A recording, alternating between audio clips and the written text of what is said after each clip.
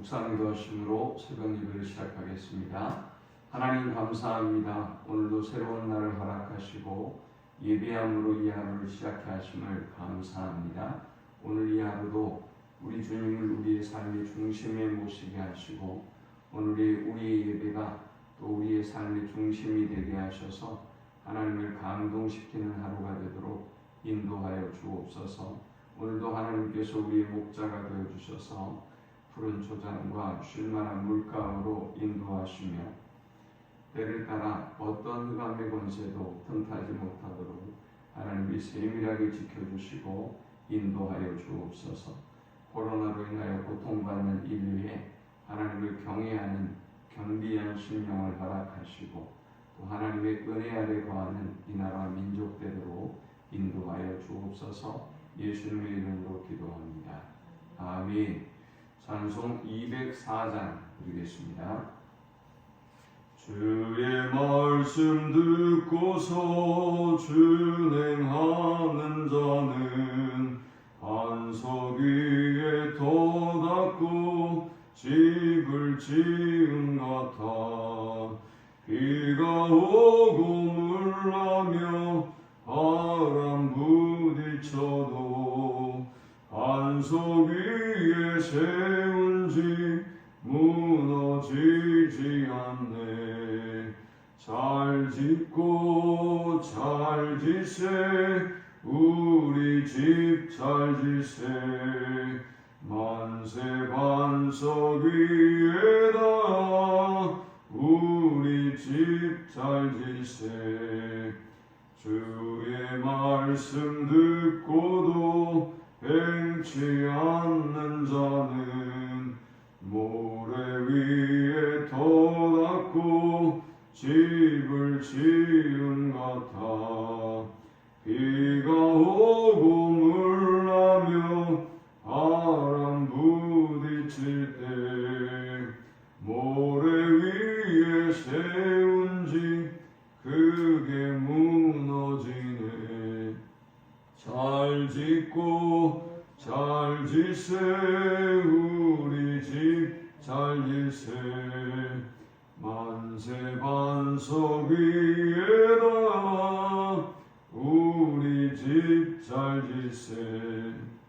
세상 모든 사람들 집을 짓는 자니 반석 위가 아니면 모래 위에 짓네.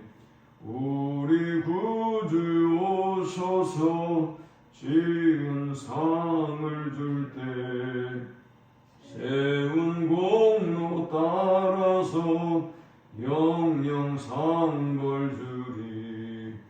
잘 짓고 잘 지세 우리 집 잘 지세. 만세 반석 위에다 우리 집 잘 지세. 아멘.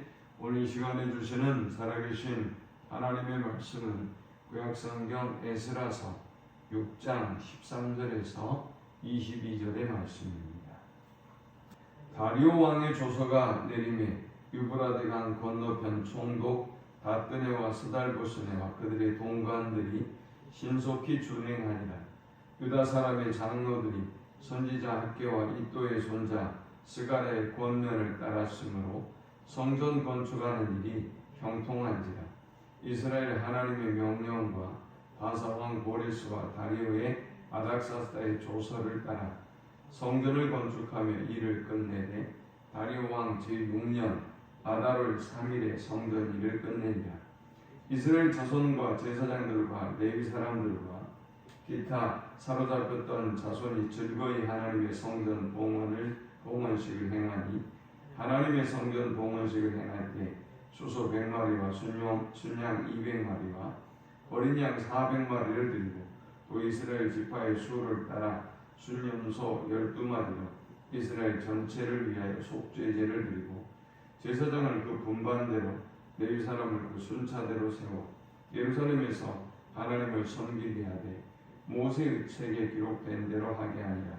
사로잡혔던 자의 자손이 첫째 달 14일에 유월절을 지키되 제사장들과 레위 사람들이 일제히 몸을 정결하게 하여 다 정결하게 하며 사로잡혔던 자들의 모든 자손과 자기 형제 제사장들과 자기를 위하여 유월절 양을 잡으니 사로잡혔다가 돌아온 이스라엘 자손과 자기 땅에 사는 이방 사람이 더러운 것들로부터 수수료를 구별한 모든 이스라엘 사람들에게 속하여 이스라엘의 하나님 여호와를 찾는 자들이 다 먹고 즐거움으로 이래 동안 무교절을 지켰으니 이는 여호와께서 그들을 즐겁게 하시고 또 아수르 왕의 마음을 그들에게로 돌려 이스라엘의 하나님이신 하나님의 성전 건축하는 손을 힘있게 하도록 하셨음이었더라. 아멘. 성전 재건에 관한 말씀은 남유다가 멸망하는 순간부터 계속해서 선지자들을 통해서 선포되었던 말씀입니다.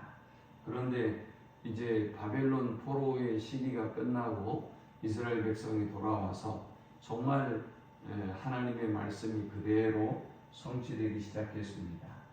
그런데 문제는 사마리아 사람들의 지속적이고도 조직적인 아주 집요한 방해에 의해서 성전 공사는 중단되었고 무려 16년 동안이나 방치되었습니다.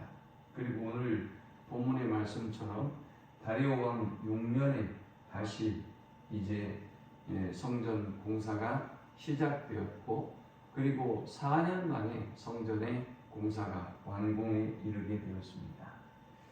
이 중단되었던 성전의 역사가 시작된 과정을 우리가 살펴보면 지난 5장에서 우리가 보았듯 스가랴와 학개가 하나님의 말씀을 선포했죠. 백성들이 사사로운 일에 빠져서 하나님의 일을 등한히 하고 있는 모습을 보면서 하나님의 말씀을 전했고 책망했고 이에 수르바벨과 예수와 같은 사람들이 감동을 받습니다. 은혜를 받습니다. 그리고 다시 제사장 선지자들을 도와서 이제 성전 재건의 공사를 시작합니다. 또 하나님께서 감동된 사람들을 세우셔서 이 성전의 공사를 돕게 하셨고 그리고 성전의 공사가 순적하게 진행되어져 가게 됩니다. 자, 우리는 오늘 이 본문을 통해서 이 성전 공사가 완공되어지는 이 과정 그리고 이 성전 공사의 완공과 더불어서 전후에 이루어지는 일들을 통해서 주시는 하나님의 말씀 그리고 하나님의 음성, 영적인 교훈을 얻고자 합니다. 이 본문이 주는 첫 번째 영적 교훈은 말씀대로 순종할 때 형통케 하신다라는 것입니다. 자, 사실 성전의 공사를 재개한다고 하는 것 이건 쉬운 일이 아닙니다. 5장 1절에서 보았듯 학개와 스가랴가 하나님의 말씀을 선포하고 그리고 수르바벨과 예수와 감동받은 백성들이 함께 이 일을 시작하는데 왜 이 일이 쉬운 일이 아니냐 하면 사실은 페르시아 왕 다리오가 이 성전 공사를 중단시켰기 때문이죠. 사마리아 사람들이 여론을 조장하고 또 사람들을 미혹해서 하나님의 뜻보다는 여론을 두려워했던 다리오 왕이 성전 공사를 중단시켰단 말이죠. 근데 왕이 중단시킨 일을 하게 되면 이건 죽음에 이르는 것입니다. 그 중단했던 이유가 몇 가지가 있었죠. 이 사람들이 이 성전을 지어서 이것을 중심으로 반란을 도모하려고 합니다 라는 거였고 또 하나는 당신들이 이익은 보지 못할 겁니다 라는 말이었어요. 그러니까 뭐 해도 그만 안 해도 그만인 위험한 일을 다리오 왕이 하라고 할 리가 없죠. 그래서 중단시켰는데 왕이 중단시켰던 일을 이스라엘 백성은 시작했단 말이죠. 이건 매우 위험한 일이죠. 그런데 왜 이들이 이 일을 한 것입니까? 이들은 그 무엇보다 그 누구보다 하나님의 말씀을 두려워했기 때문이에요. 그들은 하나님의 말씀에 순종했고 그리고 하나님의 말씀에 순종하자마자 놀라운 일들이 벌어지기 시작했죠. 하나님이 감동하셔서 감동받은 사람들을 세우셨고 붙이셨고, 그리고 다뜨는 수달 보스네를 통해서 다리오 왕에게 상소를 보내게 했고, 다리오 왕의 마음을 또 감동하셔서 이 일이 완공에 이르도록 하나님이 인도해 주셨단 말이죠. 그래서 오늘 본문에 보니까 14절에 유다 사람의 장로들이 선지자 학개와 이도의 손자 스가랴의 권면을 따랐으므로 성전 건축하는 일이 형통한지라 했어요. 여기 스가랴가 누굽니까? 중단되었던 성전의 공사를 재개하게 만들었던 5장 1절의 학개와 스가랴 선지자예요. 이 스가랴 선지자의 말씀대로 그들이 순종했더니 하나님이 성전 건축을 형통하게 하셨다라는 것입니다. 우리가 하나님의 말씀에 순종하면 하나님은 모든 일을 형통하게 하실 줄 믿습니다. 그러므로 우리는 무엇보다 하나님의 말씀에 순종해야 하는 것입니다. 두 번째, 우리가 이 본문을 통해 얻을 수 있는 영적 교훈은 말씀대로 예배를 회복하라 라는 것입니다. 이제 16절부터는 성전 봉헌식에 관한 이야기가 등장합니다.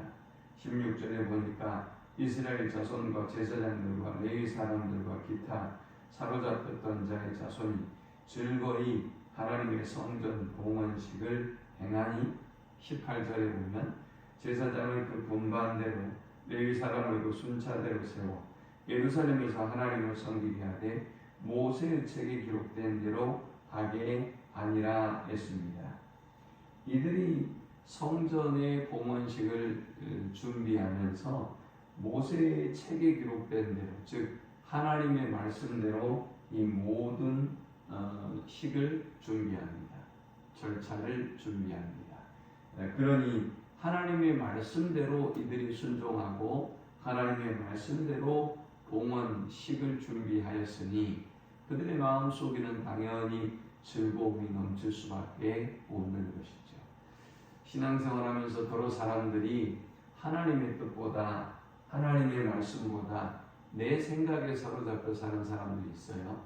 내 마음대로 예배하고 내가 하고 싶은 대로 하고, 예배도 하나님이 원하는 시간에 하나님이 원하는 방법대로 하는 것이 아니라 내가 드리고 싶으면 드리고, 내가 안 드리고 싶으면 안 드리고, 내가 기도하고 싶으면 기도하고, 성령님이 요구하는 대로 순종해야 될 사람들이 그저 내 이익대로 내 생각대로 행하다 보니 큰 어려움과 문제가 생기는 걸 보게 되죠. 우리는 오직 하나님의 말씀대로 예배하는 일에 힘써야 할 줄 믿습니다. 하나님의 말씀대로 예배할 때 성령이 우리에게 기쁨을 주시고 즐거움을 주시는 것입니다. 마지막 세 번째, 우리가 이 본문을 통해서 얻을 수 있는 영적 교훈은 즐거움으로 절기를 회복하라 라는 것입니다. 이제 성전의 봉헌식이 끝나고 약 한 5주 정도 지나서 6월절을 맞게 됩니다. 6월절은 어떤 절기입니까? 6월절은 이스라엘 백성이 애굽에 있을 때에 하나님께서 그들을 불러내셔서 구원해 주신 그 은혜에 감사하면서 지키는 절기가 바로 6월절이죠. 이 성전 준공과 더불어서 그들이 가장 먼저 지켰던 그 큰 절기가 바로 6월절이에요. 하나님은 그들이 포로 생활을 마치고 예루살렘에 돌아왔고 성전도 완공을 했지만, 그러나 그들이 절대 놓치지 말아야 될 것이 있다는 것을 이 6월절을 통해서, 6월절의 회복을 통해서 보여주시고 있는 거예요. 그게 뭡니까? 구원의 은혜, 구원의 기쁨을 놓치지 말아야 한다는 것입니다. 애굽에 포로되었던 이스라엘 백성을 하나님이 건지시고 구원해 주셨다는 것처럼 오늘 우리를 저 세상 속에서 부르시고 건지시고 구원해 주셨다는 그 사실을 절대 잊지도 말고 놓치지도 말아야 한다는 것을 하나님은 우리에게 보여주고 있는 것입니다. 그러므로 우리는 즐거움으로 절기를 회복해야 할 것입니다. 또 즐거움으로 구원의 기쁨과 감격에 감사하며 또 복음 전하는 일에 힘써야 하겠습니다. 항상 어떤 것보다 그 무엇보다 우리를 구원해 주신 그 구원의 은혜 속에 살아가는 우리 모두가 되기를 축원합니다. 19절에 보니까 사로잡혔던 자의 자손이 첫째 달 14일에 유월절을 지키되, 여기 사로잡힌 것은 저 바벨론에 사로잡혔던 사람들이 이제 돌아와서 구원의 은혜 속에 유월절을 지킨다라는 의미이기도 하고, 또 애굽에 사로잡혔던 유대 백성이 그 애굽의 종되었던 사로잡혔던 상태에서 이제 하나님의 은혜로 구원을 얻고 유월절을 지켰다라는 의미도 되는 것이죠. 그러면서 22절에 즐거움으로 이래 동안 무교절을 지켰으니 이는 여호와께서 그들을 즐겁게 하시고 또 아수르 왕의 마음을 그들에게로 돌려 이스라엘의 하나님이신 하나님의 성전 건축하는 손을 힘있게 하도록 하셨음이었더라 했습니다. 그들은 이제 즐거운 마음으로 무교절을 지켰습니다. 즐거운 마음으로 구원의 기쁨과 감격에 동참하고 있습니다.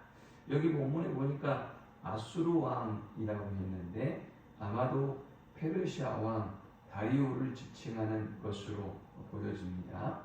이제 이 다리오 왕이 하나님의 은혜로 감동을 받아서 이 일을 하게 되었다라는 의미로 쓰여지고 있습니다. 왜 그런 표현을 썼느냐? 그 다리오 왕이 제국의 영토를 그대로 인수를 했어요. 아수르 제국의 영토를 그대로 인수를 했어요. 그러니까 페르시아 왕 고레스가 동시에 아수르의 왕도 되는 거예요. 그래서 아마 그런 표현을 썼을 것이다 라고 보고 있습니다. 오늘 하나님이 우리에게 주신 그 구원의 기쁨과 감격 속에서 넘치는 기쁨으로 복음 증가하는 일에 힘쓰고 예비하는 일에 힘쓰는 우리 모두가 되시기를 축원합니다. 하나님 감사합니다. 귀한 말씀을 통해서 은혜 받고 깨닫습니다. 주신 은혜대로 하나님의 말씀에 순종함으로 형통한 삶을 살게 하여 주옵소서. 그 무엇보다 어떤 일보다 예배를 가장 중심에 두고 살아가는 저들이 되게 하여 주옵소서. 구원의 기쁨과 감격 속에 살게 주옵소서. 예수님의 이름으로 기도합니다. 아멘. 지금은 우리 주 예수 그리스도의 크신 은혜와 성부 하나님의 극진한 사랑과 성령의 인도고 교통 충만케 하시니 오직 하나님의 말씀에 순종하고 구원의 기쁨과 감격 속에 살아가며 또 예배하는 일에 힘쓰는 삶을 살기를 소망하는 모든 주의 백성들의 머리 위에 이제로부터 영원토록 함께 있을지어다. 아멘.